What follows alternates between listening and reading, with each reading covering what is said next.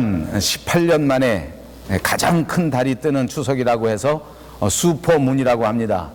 혹시 여러분 어제 저녁에 이렇게 큰 달 슈퍼문 보셨습니까? 아마 동양 사람들은 다 이 달 보는 걸 되게 좋아하는 것 같아서 음력을 지키는데, 특별히 그 중에서도 우리 한국 사람들은 달을 참 좋아합니다. 달이 환하게 비추는 그 보름달, 이 보름달은 우리에게 아주 좋은 의미를 가지고 있다고 생각하기 때문에 1년 12달 가운데 보름날은 거의 대부분이 다 명절입니다. 1월 첫 번째 보름을 우리가 대보름이라고 부르고, 오늘 우리가 지키는 보름 중에 보름 8월 보름날, 그것이 바로 추석입니다. 추석이라는 말은 한문에서 온 말인데 가을 저녁이다.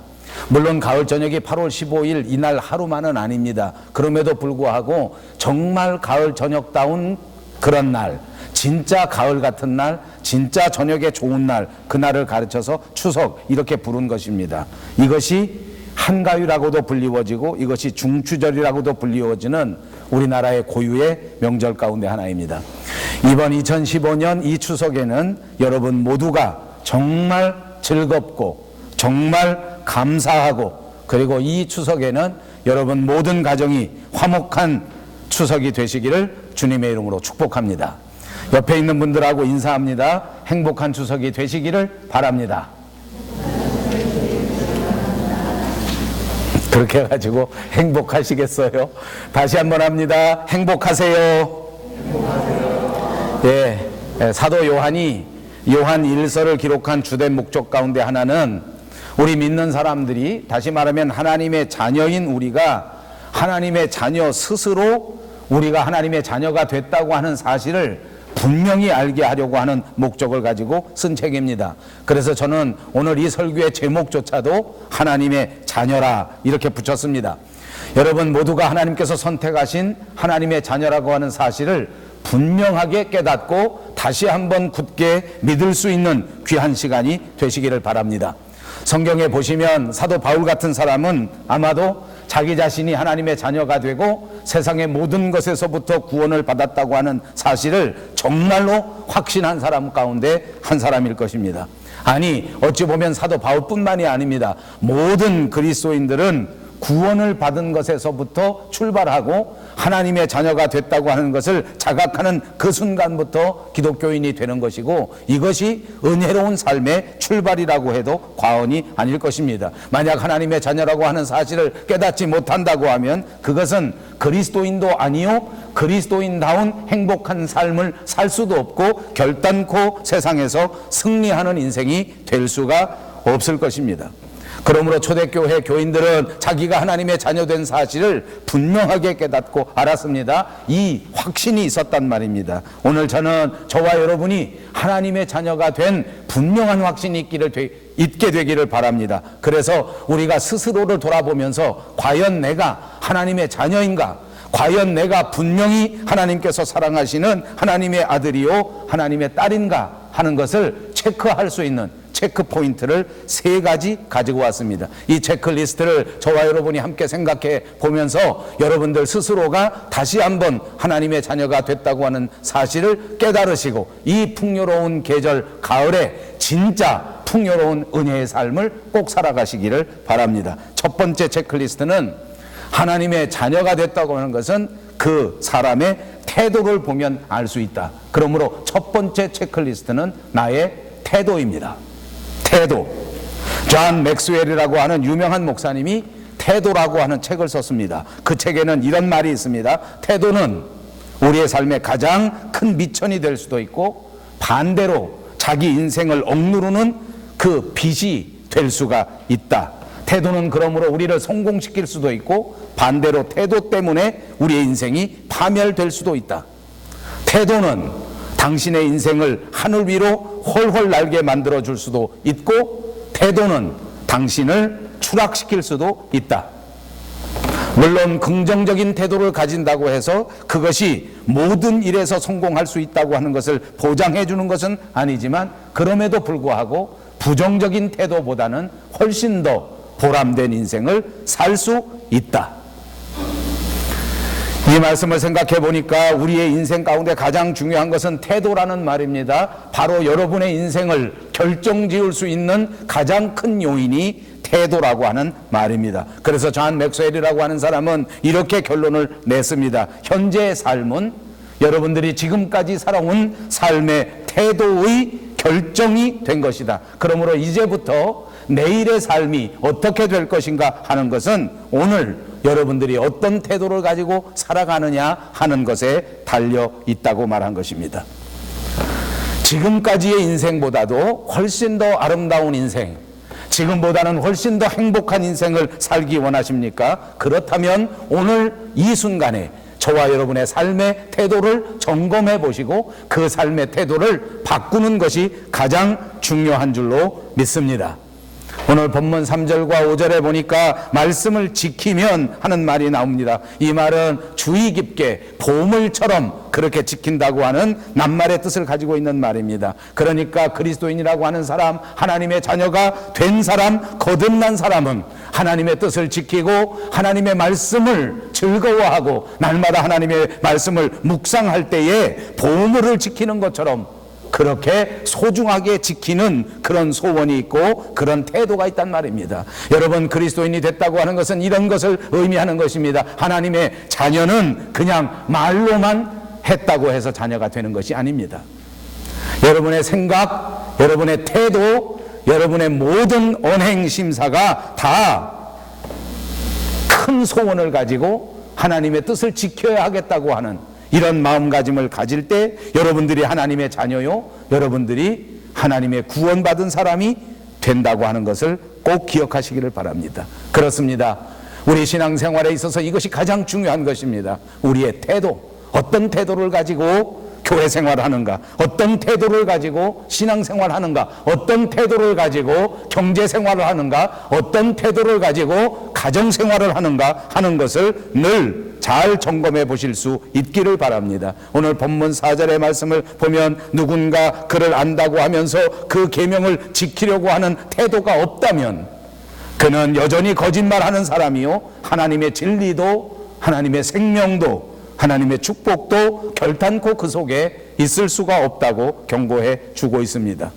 그렇습니다. 요한은 그러므로 우리에게 가장 중요한 것, 하나님의 자녀라고 하면 분명하게 나타나는 현상, 그 첫 번째가 하나님의 말씀대로 살겠다고 하는 태도가 있다는 것을 가르쳐 주는 것입니다. 그렇습니다. 저와 여러분이 살아가는 우리의 인생에는 진짜 바람직한 태도가 있습니다. 남편은 남편으로서 바람직한 태도를 가져야 한다는 말입니다. 아내는 반드시 지켜야 할 아내의 태도가 있습니다. 자식은 부모에 대하여 분명히 바람직한 태도가 있는 것 아닙니까? 부모조차도 자식들에 대하여 바람직한 부모의 태도가 있는 줄로 믿습니다. 여러분, 우리의 삶에 있어서 가장 중요한 것은 무엇일까요? 여러 가지가 있을 수 있습니다. 정말 많은 것을 여러분에게 말씀드리고 싶지만 저는 두 가지 중요한 것을 말씀드리고 싶습니다. 그리스도인이라고 하면, 하나님의 자녀라고 하면 물질에 대한 태도가 정말 중요합니다. 여러분, 돈에 대해서 어떻게 생각합니까? 여러분, 물질에 대해서 어떻게 생각합니까? 물질을 바라보는 우리의 태도, 하나님의 자녀인가 아닌가 하는 것을 알 수 있는 가장 정확한 체크리스트라고 해도 과언이 아닐 것입니다. 물질은 있다가도 없는 것입니다. 우리말 돈은 정말 잘 붙인 낱말입니다. 돌고 도는 것입니다. 정함이 없습니다. 어느 한 곳에 머물러 있는 것이 아니라는 뜻을 가지고 있습니다. 여러분, 돈은 진짜 있다가 없어지는 것입니다. 없는 척 하다가 또 있게 되는 것이 돈인 것을 분명히 깨달으시기를 바랍니다. 그리고 우리가 인생을 오래도록 살아보니까 또 얻을 수 있는 지혜가 있습니다. 사실은 우리에게 넉넉한 돈이 있는데, 사실은 우리가 우리 삶에 필요한 물질을 가지고 있는데도 불구하고 그 어느 사람도 만족하는 사람이 없습니다. 자기가 가지고 있는 물질보다 조금만 더, 자기가 누리고 있는 모든 물질보다 더 많은 물질을 탐하는 것이 바로 우리들의 솔직한 모습이라고 고백할 수밖에 없을 것입니다.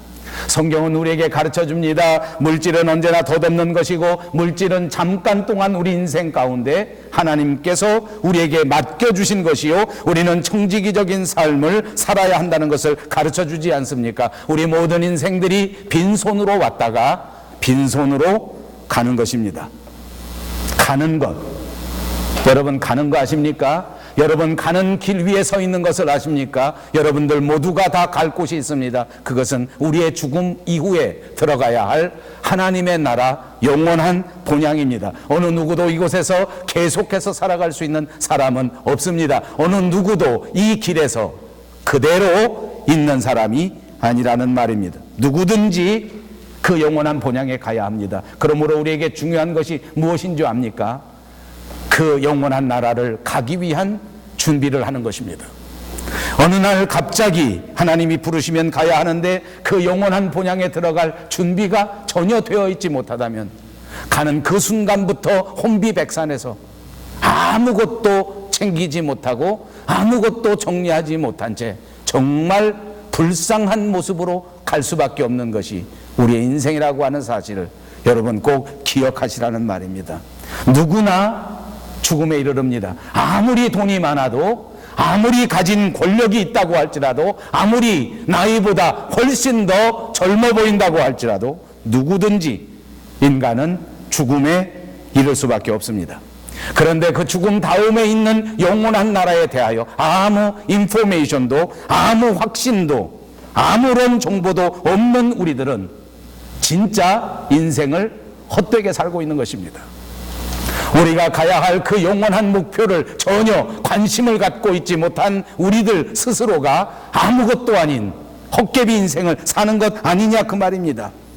인생에 있어서 가장 소중한 것에 대하여는 아무런 관심도 없고 아무런 준비도 없고 아무런 점검도 없이 그냥 살아가다가 그냥 죽어버린다고 하면 이건 진짜 짐승과도 같은 인생이 아니냐 그 말입니다.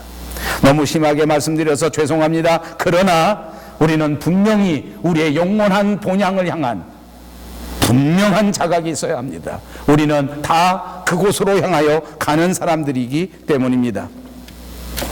예수 믿는 사람들도 마찬가지입니다. 하나님의 나라를 믿지 않는 사람은 없습니다. 저와 여러분 가운데 누구든지 다 천국을 믿는다고 합니다. 그러나 더 솔직히 말해볼까요? 우리가 믿는 천국은 단순히 말로만 하는 천국입니다.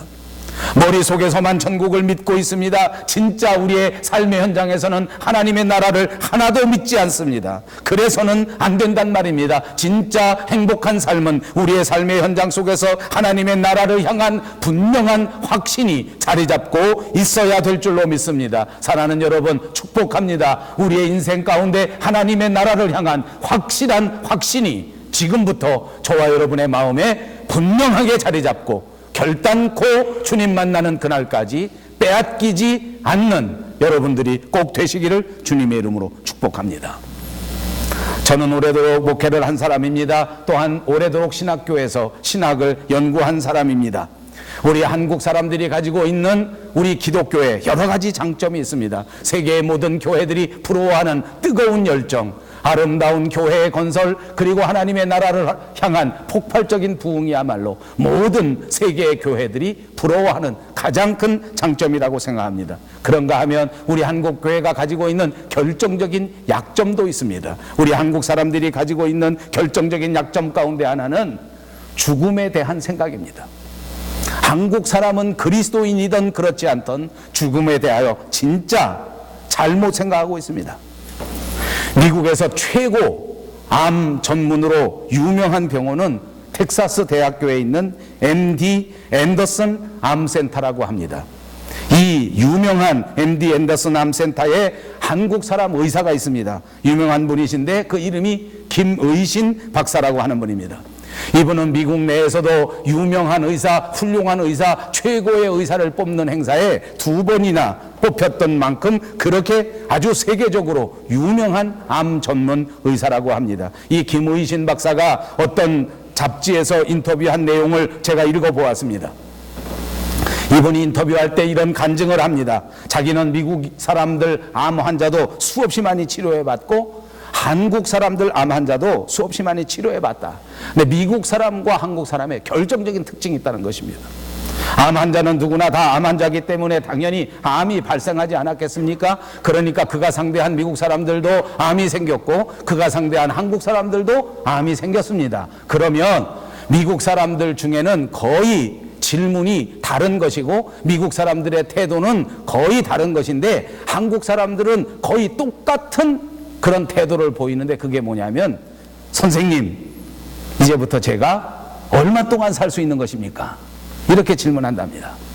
내가 도대체 몇 개월 남았습니까? 얼마 남았습니까? 이렇게 질문합니다. 그러면 이 김의신 박사라고 하는 의사 선생님은 늘 이렇게 대답할 수밖에 없답니다. 나는 잘 모릅니다.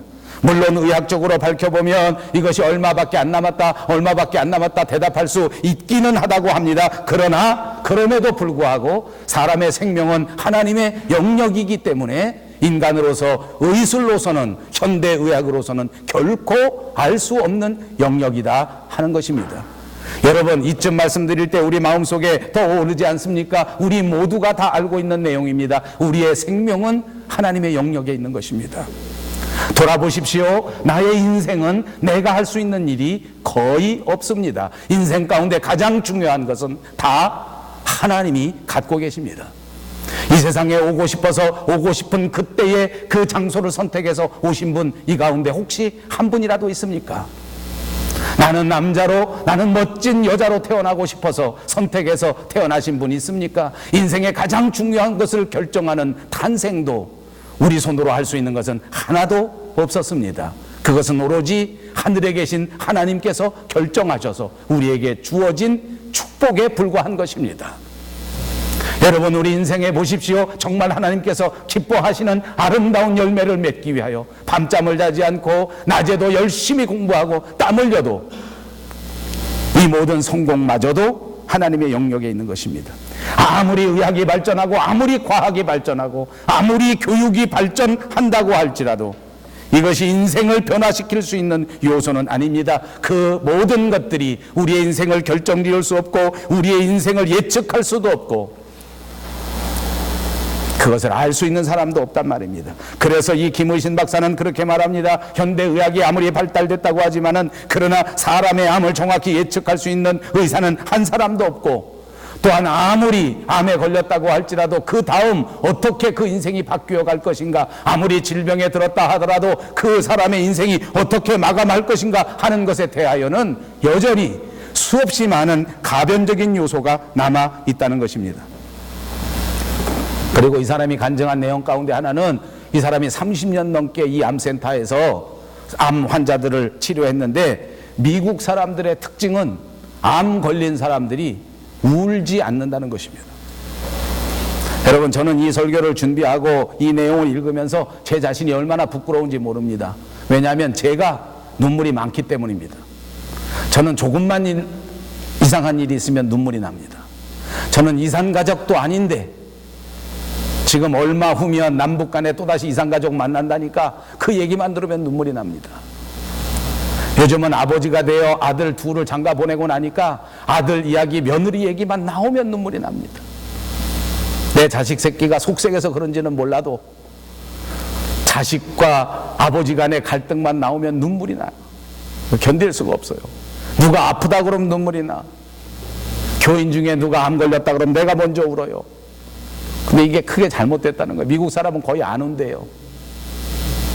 그러니까 안 우니까 어떻게 됐는지 아세요? 제가 얘기하려는 건 이거예요. 우는 게 꼭 잘못됐다는 게 아니고 안 울면 어떻게 되는가 보니까 미국 사람들은 우는 게 아니고 자기가 또 물어보지도 않고 언제 죽을지 왜 의사도 모르고 나도 모르고 이건 하나님의 영역이구나. 어려서부터 기독교의 가정에서 자라났기 때문에 내 생명 하나님 앞에 있는 것이다. 그러니까 내가 암 걸렸다고 해서 중간에 중도에 퇴직하는 경우도 거의 없답니다. 그냥 출근합니다. 그냥 퇴근합니다. 그냥 병원에 갑니다. 그냥 치료합니다. 그냥 최선을 다해서 약을 먹습니다. 그럼에도 불구하고 마음속에서는 언제든지 열심히 살다가 하나님이 부르시면 하나님 앞에 간다. 아멘. 여러분 한번 해보실래요? 입으로 열심히 살다가 하나님이 부르시면 간다. 한 번 더 열심히 살다가 하나님이 부르시면 간다. 아멘. 이게 믿음의 태도란 말이에요. 이게 신앙의 태도란 말입니다. 여러분 궁금해하지 마십시오. 언제 갈지 어떻게 갈지 아무 상관없습니다. 건강하게 가야 된다. 웃기지 마십시오. 건강하게 가도 되고 아프다 가도 됩니다. 다 살 만큼 살고 가야 된다. 웃기지 마십시오. 다 살고 가도 되고 중간에 일찍 가도 됩니다. 하나님이 부르시면 일찍 가도 영광이요. 하나님이 부르시면 아프다 가도 영광이요. 그게 믿음의 태도란 말이에요. 한국 사람들은 아무리 잘 믿어도 이런 태도는 없어요. 그러니까 자꾸 물어봐요. 암 걸렸다 그러면 그때서부터 세상에 하던 일들을 딱 그만둡니다. 그리고 컴퓨터 앞으로 딱 달려갑니다. 그리고 찾아냅니다. 그동안에 암 걸렸던 사람들의 증상, 그동안에 암 걸렸던 사람들이 했던 모든 것들을 컴퓨터에서 얼마나 열심히 찾는지 몰라요. 밤낮으로 찾습니다. 그러죠. 간절하니까 잠시도 쉴 수가 없지요. 밥도 안 먹고 찾습니다. 밤새도록 찾아봅니다. 그러면 어떻게 되는지 압니까? 일어나서 정신 차리고 밥 먹으려고 그러면 구역질이 납니다. 그러니까 한국의 암 환자의 특징은 구역질을 많이 한다. 미국의 암 환자의 특징은 구역질을 거의 하지 않는다. 여러분, 항암제 때문에 구역질하는 게 아니라는 거 나는 이 인터뷰를 보고 알았어요. 치료 때문에 구역질하는 게 아니야. 머리 스트레스 때문에 구역질하는 거야. 하도 밤낮 없이 암만 생각하니까.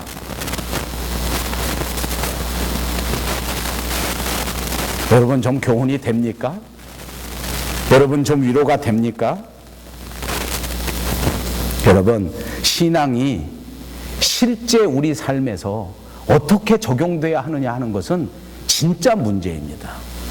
이렇게 물질에 대한 태도, 이렇게 죽음에 대한 태도가 바뀌지 않는다고 하면 우리는 하나님의 자녀가 아닙니다. 교회를 다니지만 하나님과 아무 상관이 없는 것입니다. 내 인생 기필코 이렇게 살아내고야 말겠다.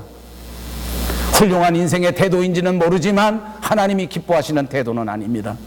내가 살아가는 인생 동안 나는 기업고 돈을 벌어서 이 돈 가지고 내가 반드시 보람된 일을 하겠다. 훌륭한 결단일지는 모르지만 하나님이 기뻐하시는 태도는 아닙니다. 내가 살아가는 동안 어떻게 하든지 건강하게, 날씬하게, 젊게, 멋지게 살다가 죽으리라.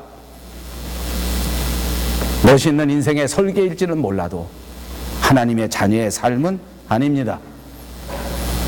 여러분, 지금 이 순간부터 하나님 앞에 여러분의 물질도 여러분의 죽음도 완전히 맡겨드리고 여러분은 오로지 하나님의 자녀가 된 믿음의 태도로 살아가시기를 주님의 이름으로 축복합니다. 두 번째 체크리스트가 있습니다. 그것은 인생에 걸어가는 방향입니다. 본문 6절을 보십시오. 그의 안에 산다고 하는 자는 그가 행하시는 대로 자기도 행할지니라. 행한다. 영어로 말하면 걸어간다는 말입니다. 워크라는 말입니다. 지난주에 말씀드린 것처럼 이것은 우리 인생에 길이 있다고 하는 것을 말하는 것 아닙니까? 오늘 본문에서 말하는 것처럼 하나님이 걸어가시는 그 길대로 우리 주 예수 그리스도께서 걸어가신 그 십자가의 길로 걸어가는 삶이 하나님의 자녀의 삶이란 말입니다. 세상에서 우리를 유혹하는 그 길은 넓고 화려하고 멋지게 보이는지 몰라도 주님이 걸어가신 길은 그 길이 아니었습니다. 주님은 좁은 십자가의 길, 그 길이 협착하여 다른 모든 사람들이 가기를 꺼려하는 외롭고 쓸쓸한 길이라 할지라도 하나님께서 기다리시는 그 길을 향하여 그는 용기 있게 뚜벅뚜벅 걸어가셨습니다. 그분이 걸어가신 그 길대로, 그분이 걸어가신 그 방향대로, 그분이 행하시는 그대로 우리도 따라서 행한다면 그것이 하나님의 자녀란 말입니다. 그리고 우리가 그렇게 걸어야 할 책임감이 있다고 하는 사실을 믿으시기 바랍니다. 사람들이 많이 모이는 화려한 것을 좋아하지 마십시오. 사람들이 모두가 박수 쳐주는 사람들의 열광에 현혹되지 마십시오. 주님이 인정해 주시는, 하나님께서 기뻐하시는 하나님 앞에 인정받는 삶에 가장 큰 가치를 두시고 그 길로 행하시는 저와 여러분들이 꼭 되시기를 바랍니다. 그렇습니다. 우리가 가는 길은 이제 주님이 우리에게 보여주신 그 길입니다. 갈라디아서 2장 20절에 보시면 내가 그리스도와 함께 십자가에 못 박혔나니 그런즉 이제는 내가 산 것이 아니요 오직 내 안에 그리스도께서 사신 것이라. 이제 내가 육체 가운데 사는 것은 나를 사랑하사 나를 위하여 자기 몸을 버리신 하나님의 아들을 믿는 믿음 안에서 사는 것이라. 이것이 바울의 고백입니다. 이것이 바울의 간증입니다. 우리 모두가 다 그리스도와 함께 십자가에서 못 박혀 죽었고 그분이 죽음의 권세를 이기고 부활하셨을 그때에 우리도 믿음으로 부활하게 된 것입니다. 이제는 부활하신 주님과 더불어 살아가는 것입니다. 그분이 걸어가시는 그 한 걸음 한 걸음을 따라가는 본받는 삶을 살아야 한다는 말입니다. 그러므로 사랑하는 여러분, 우리는 매일매일 순간순간마다 그분을 바라보고 그분의 발자취를 따라가려는 노력이 있어야 할 줄로 믿습니다. 매일 생각하십시오. 매일 점검해 보십시오. 그리스도인의 삶은 감정적인 삶이 아닙니다. 그리스도인의 삶은 우연한 삶이 아닙니다. 그리스도인의 삶은 돌발적인 삶이 아닙니다. 예수님이라고 하는 확실한 목표를 두고 예수님처럼 말하고 예수님처럼 생각하고 예수님처럼 행동하고 계속해서 예수님처럼 따라가고자 하는 그 소망으로 살아가는, 그래서 매일매일 조금씩이라도 점진적으로 변화되어가는 삶이 하나님의 자녀의 삶인 줄로 믿습니다. 마지막 세 번째 체크리스트입니다. 그것은 하나님의 자녀는 사랑에 의하여 할 수 있는 것입니다. 사랑. 그것은 우리 그리스도인이 하나님의 자녀가 됐다고 하는 것을 보여주는 가장 결정적인 증거입니다.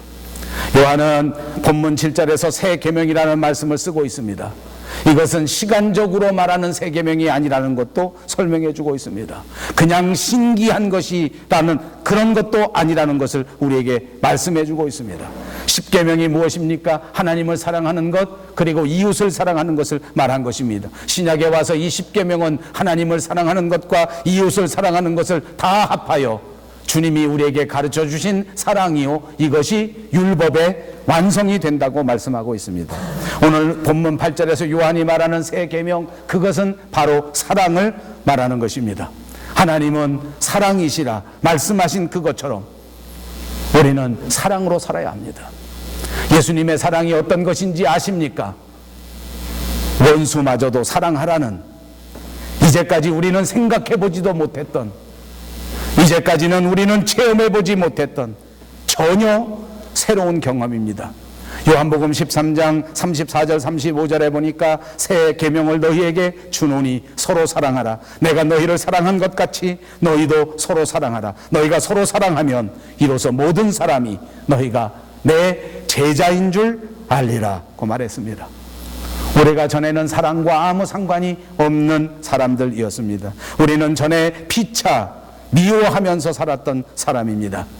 이제 우리가 사랑으로 살아야 한다는 것은 전혀 새로운 인생을 말하는 것입니다. 사랑으로 살아가시기를 주님의 이름으로 축복합니다. 이것은 전혀 새로운 삶을 말하는 것입니다. 전혀 완전히 다른 인생을 말하는 것입니다. 사랑으로 사십시오. 사랑이 여러분을 행복하게 할 것입니다. 사랑으로 사십시오. 사랑이 이 모든 세상을 극복하게 해 줄 줄로 믿습니다. 사랑으로 사십시오. 사랑이 이 모든 법을 능가하는 위대한 규칙이 되리라고 믿습니다. 예수님이 우리에게 보여주신 사랑이 그런 사랑이기 때문입니다. 예수님이 저와 여러분에게 그리고 우리 교회에게 내리워 주신 그 사랑이야말로 자기 백성을 사랑하시되 끝까지 사랑하신 위대한 사랑입니다. 보십시오. 사실 예수님의 12 제자가 그중 어느 한 사람이라도 예수님 앞에 큰 사랑을 받을 만한 자격이 있는 사람이 어디 있습니까? 12사람 모두가 다 보잘것없는 사람들이었습니다. 더 정확히 말하면 이 12제자 모두가 다 하나같이 이기적인 자들입니다. 그들은 시간만 나면 그 중에서 누가 제일 큰가, 그 중에서 누가 제일 많은 보상을 받을 것인가 하는 것만 생각하고 그것만 논쟁하던 보통 사람들이요, 부족한 사람들입니다. 그럼에도 불구하고 주님은 그를 사랑하시고 그들을 계속해서 뜨겁게 사랑했습니다. 그러자 어느 날 이 제자들의 마음속에 주님이 베풀어 주신 그 사랑이 변하여 뜨거운 성령의 불이 된 것입니다. 세상이 감당할 수 없는 사랑의 화신으로 변화된 것입니다. 주님이 뿌려놓으신 그 조그만한 주님의 뜨거운 사랑이 이 제자들의 인생을 변화시켰고, 12제자는 세상이 감당할 수 없는 사람들이 되어 이 지구촌 곳곳에 소외되고 아픈 사람들을 위하여 자기의 목숨을 바칠 수 있는, 가장 보람된 일을 위하여 자기의 인생의 모든 것을 아낌없이 헌신할 수 있는 위대한 사람들이 되고야 말았습니다. 오늘 본문 9절과 10절과 11절에 보니까 빛 가운데 있다고 하면서 그 형제를 미워하는 자는 아직까지 어둠에 있는 자라고 말합니다. 그의 형제를 사랑하는 자는 빛 가운데 거하여 자기 속에 거리낌이 없으나 그의 형제를 미워하는 자는 어둠에 있고 또 어둠에 행하며 갈 곳을 알지 못하나니 이는 그 어둠이 그의 눈을 멀게 하였다 말씀했습니다. 사랑하는 여러분, 과연 우리는 이 순간 빛 가운데 있는 것입니까? 빛 가운데 있다는 건 무엇을 말합니까? 내가 하나님을 알고 있는가 하는 것입니다. 여러분, 과연 나는 지금 하나님을 알고나 있는 것입니까? 하나님을 안다고 하면서 여전히 어두움 가운데 있다고 하면 그건 잘못된 거 아니냐 말입니다. 빛과 어두움은 공존할 수 없습니다. 사랑과 미움도 공존할 수가 없습니다. 우리가 어두움에 있었지만 언젠가 빛이 비추어졌고 이제 우리는 하나님의 사랑을 깨달을 수 있는 사람들이 되었습니다. 이제는 우리 속에 있는 모든 부족함과 아쉬움과 미움과 다툼과 시기와 질투가 모두 물러가야 할 줄로 믿습니다. 완전히 새로운 빛의 자녀들이 되시고 빛의 제자들이 되시고 이 분명한 표시가 사랑으로 우리의 삶의 현장 속에서 나타나야 할 줄로 믿습니다. 그렇습니다. 그 어떤 종류의 시기도, 그 어떤 종류의 다툼도, 그 어떤 종류의 미움도 내려놓으십시다. 왜냐하면 이것이 모두가 다 어두움이기 때문에 그렇습니다. 이 어두움 속에 붙들려 있는 한 우리는 갈 바를 알지 못합니다. 갈 바를 알지 못하니까 우리의 인생이 잘못되는 것 아닙니까? 갈 바를 알지 못하니까 이웃에게 해악을 끼칠 수밖에 없는 것 아닙니까? 이제 우리에게 중요한 것은 다시 빛 가운데로 돌아오는 것입니다.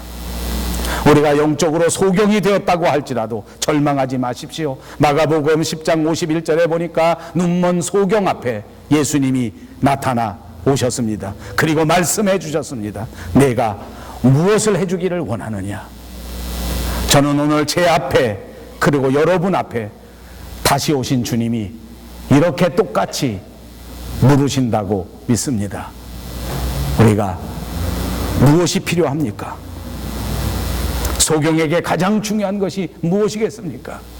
지금 이 소경은 돈이 필요한 것이 아닙니다. 지금 이 소경은 약이 필요한 것이 아닙니다. 그가 원하는 것은 오로지 보는 것입니다. 선생님이여 보기를 원하나이다. 선생님이여 보기를 원하나이다. 마음의 소원을 주님 앞에 내려놓았습니다.